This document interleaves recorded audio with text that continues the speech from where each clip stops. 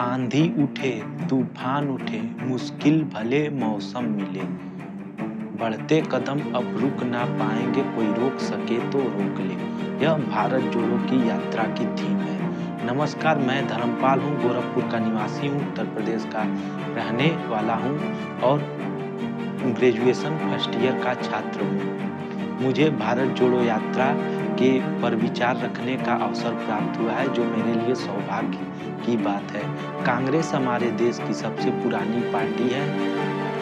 हाल ही में उन्होंने अपना 138वां स्थापना दिवस मनाया है। कांग्रेस ने गुलाम भारत से लेकर आजाद भारत को करने में महत्वपूर्ण भूमिका निभाई है।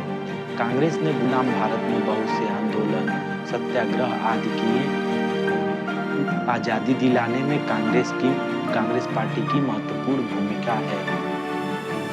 कांग्रेस हमारी आवाज है। कांग्रेस द्वारा आयोजित की जा रही भारत जोड़ो यात्रा राहुल गांधी की अध्यक्षता में शुरू की गई है। अगर भारत जोड़ो यात्रा की हम बात करें तो भारत जोड़ो यात्रा 7 सितंबर को कन्याकुमारी से शुरू हुई है। यह 12 राज्यों को कवर करते हुए 3500 किलोमीटर की दूरी तय करते हुए जम्मू कश्मीर में जाके यह ठप होगी। राहुल गांधी इस यात्रा की अध्यक्षता कर रहे हैं। यह यात्रा ने सफलतापूर्वक अपने 108 दिन पूरे किए हैं।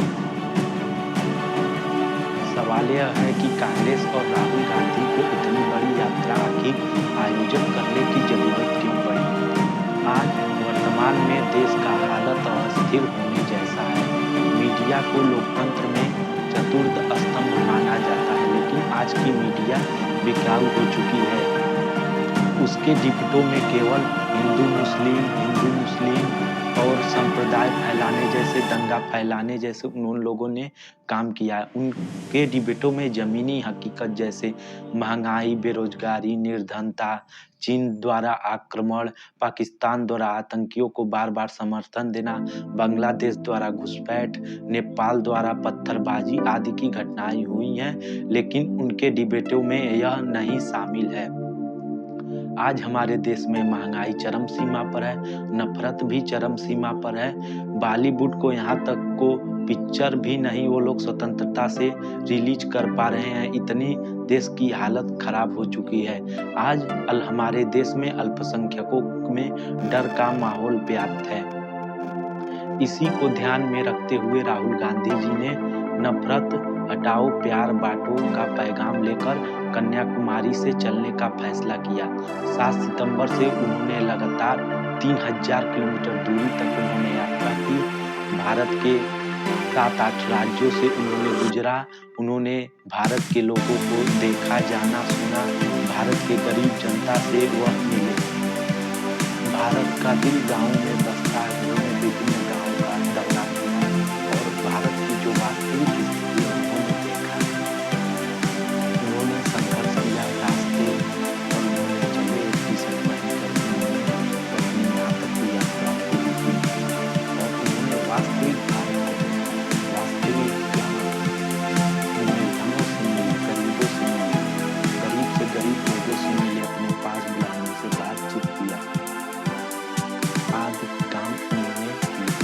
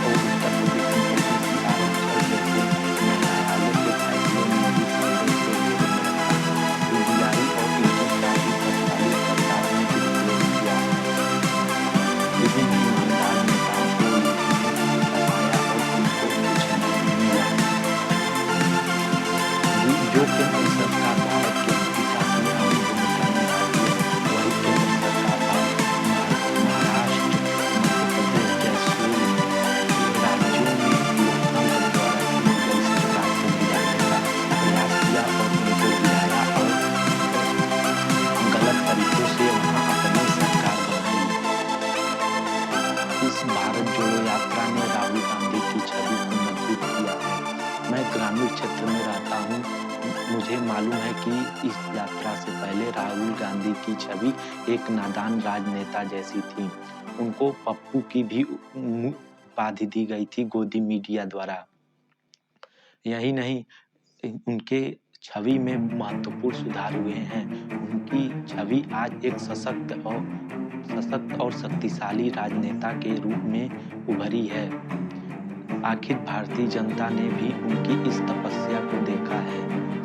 108 दिनों की लगातार उन्होंने 20 से 25 किलोमीटर, 10 से 15 किलोमीटर रोज उन्होंने पैदल चलने का काम किया है। अगर इस यात्रा के जन समर्थन की बात करें तो महंगाई, बेरोजगारी आदि से त्रस्त जनता ने इस यात्रा को अपना भरपूर समर्थन दिया है। डीके शिव कुमार, पूजा भट्ट, रघुराम जी राजन आदि जैसे हस्तियों, इमरान प्रतापगढ़ी आदि जैसे हस्तियों ने भी इस यात्रा को समर्थन दिया है। कैम्ब्रिज से एक शख्स ने भी आकर भारत जोड़ो यात्रा को सफल बनाने का आह्वान किया था और इस यात्रा में शामिल हुए थे। भगवान राम तब तक भगवान नहीं थे जब तक वह महल में रहते थे। भगवान बुद्ध तब तक नहीं भगवान कहलाए जब तक वह महल में रहते थे। अर्थात उन्होंने महलों से निकल